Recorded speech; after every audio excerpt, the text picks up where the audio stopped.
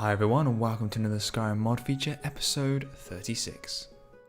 First up in this episode we have another great retexture from ProtologolusX. This mod author is very good at wood and bark retextures, and this time they've taken their efficiency in this area and retexturized the ships and boats that you can find around Skyrim. The mod is called Joy of Ships. This mod comes in several different versions, a 2K resolution texture version, a 1K, and also a version that offers parallax for ENB users. In this video I'm using the 2K version. Even though I do have an ENB enabled, I'm not using parallax with it. In these before and after scenes you can just see how much nicer the new texture is over the original vanilla version. It just looks really quite nicely detailed and really does give this very rustic wood and bark type feel. I really do like this mod author's retextures. Like I said at the start, they are very good at bark and wood retextures, and I recommend going along to their page on the Skyrim Nexus and checking out the other mods that they have available there. There are some really nice ones for trees and the barks that you find on the chopping blocks, as well as ones for the wooden bow.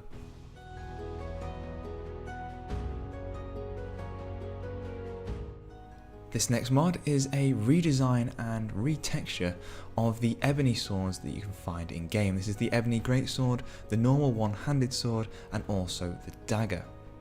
The main thing that I like about this mod is the new shape to the weapons. I really didn't like that narrow vanilla look, and these ones do look a lot better and look like they would be more proficient at killing. The designs on the weapons are really quite nice as well, but the main feature that really catches the eye is the new Scabbards. There's one for the one-handed sword and the dagger, and they really look nicely intricately designed and go really well with the weapons themselves. So if you're like me and not a fan of the vanilla Ebony weapons, this may be a mod that you want to check out.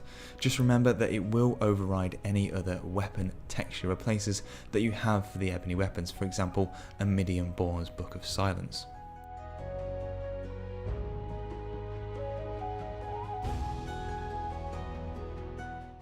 I have a couple of player home mods to show you today, and first up is the Whispering Tree Cottage, which is situated in Riverwood.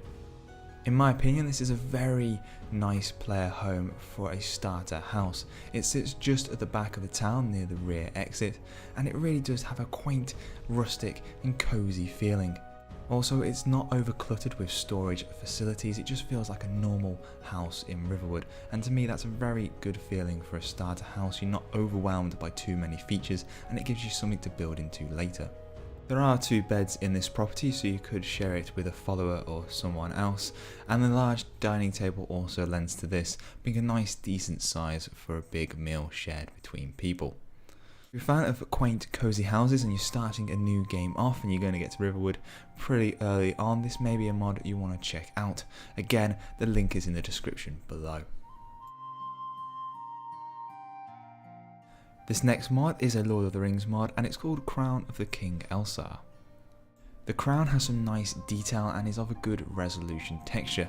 In order to obtain it, you can find it under the jewellery section at the forge. The more astute Lord of the Rings fans may notice it's not the exact same crown, however there is a disclaimer on the mod author's page for this, and it is just a small detail. The crown itself looks pretty damn good in game, and I definitely recommend it if you are a heavy Lord of the Rings fan. This particular mod author has also done another Lord of the Rings crown, and that is actually the mod that I'm going to show next. If you like the look of this one, the link is in the description below, so just click it to head to the mod author's page and check it out there. And if you do download and use, obviously endorse.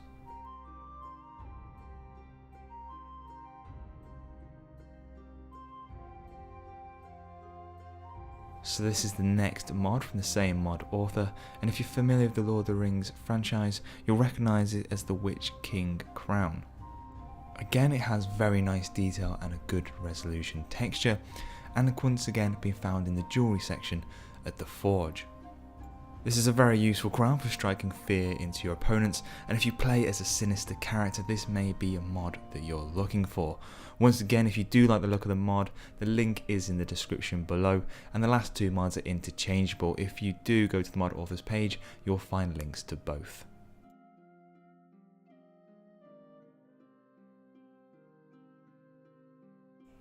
Last but not least is the second player home that I'm going to show in this video, and it's called the Stormcloak Officer's Home. It's situated just west of Windhelm, off the lake that you can find there. This player home is in a really scenic location, especially with Skyrim floor overhaul adding these fantastic snow pines to the backdrop. With this property comes 2 Stormcloak soldiers, and they will just help protect you and the property from any intruders such as bandits or any of the wildlife that decides to attack. And inside the property you'll find a nice open space with a roaring fire. There's a lot of areas here for storage, especially to display items, and downstairs you'll find a decent basement area.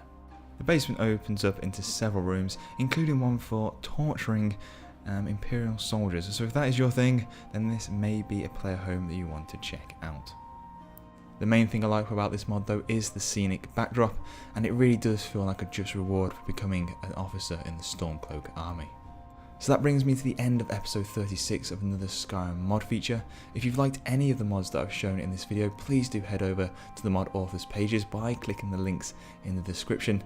And of course, if you do use the mods, please do endorse. As always guys, thanks for watching, and I'll see you next time.